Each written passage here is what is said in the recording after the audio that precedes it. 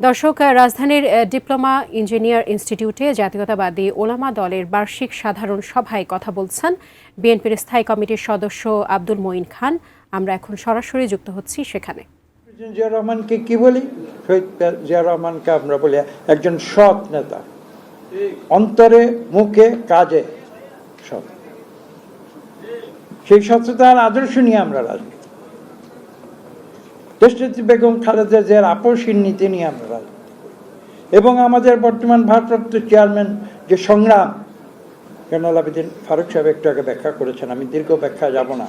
তার এই যে দীর্ঘ 17 বছরের যে সংগ্রাম, কঠিন অবস্থায় দেশ থেকে চলে যেতে বাধ্য হয়েছেন তিনি, তার জীবনের উপরে আক্রমণ এসেছে। তিনি যখন প্লেনে উঠে ঢাকা এয়ারপোর্ট থেকে চলে যেতে বাধ্য হয়েছিলেন, তখন তার যে অবস্থা সেটা কি ছিল আপনারা সবাই জানেন।